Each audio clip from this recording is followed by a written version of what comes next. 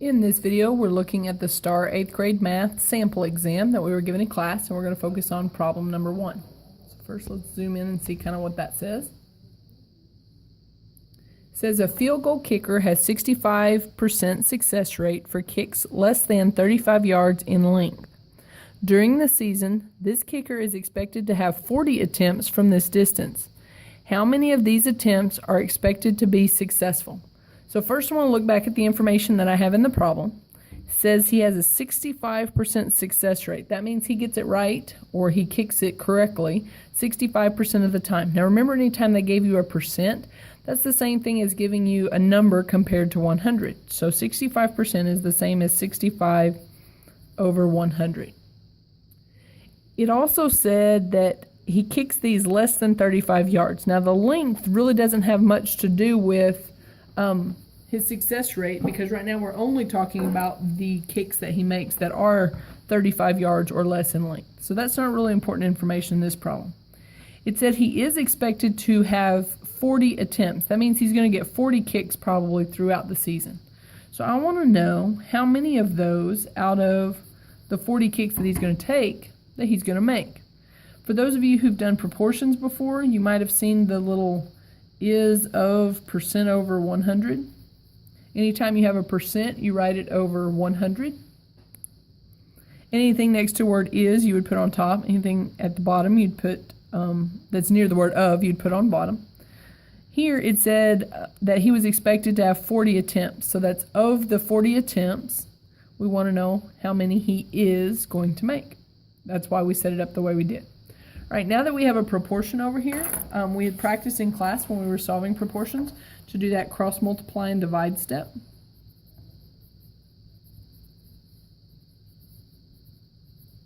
So one way to solve this problem would be to cross multiply. Now remember, this is the two numbers, so those are the ones I'm going to multiply. 40 times 65. And remember, you can use your calculator to help. So 40 times 65 is what we're going to look at, which is 2,600. And then we're going to take that and we're going to do that divide step. So we've already used these two numbers. We need to divide by that 100. So we have 2,600 divided by 100, which would give us 26. So our x value up here is 26. Check that in my calculator. 2,600 divided by 100. It does give me 26. That's one way to work the problem. If I was in an algebra class, my teacher would probably ask me to set that up algebraically. So I would start with the same process here, and I would do the cross multiply, but I'd go ahead and set it up as an expression on each side. So I'd have 100 times x, which would be 100x, and then that would be equal to 40 times 65, which I already know is 2,600 now. And then I would just divide both sides by 100 to go ahead and solve for x. So I have x is equal to, and then when I divide, I have 26. We'd also talked about another way to solve on your calculator. We had talked about how to solve big equations, small equations, all equations if we wanted to, on our calculator by going to the y equals section. And I already have stuff in here, so I'm going to clear it out. We had talked about putting everything on the left side in as y1, so I'm going to type in x divided by 40. And then for y2, I'm going to type in 65 divided by 100. Remember, anytime we see a fraction, it's the same as a division problem. And then we want to go and graph it. So I see one of them start to show up there, and I kind of see another one show up there, but I don't know if that's both lines, and I don't know if they're going to intersect on my screen. So what I'm going to do is go ahead and zoom out. Even though I really can't tell, I'm going to hit zoom out just to be on the safe side.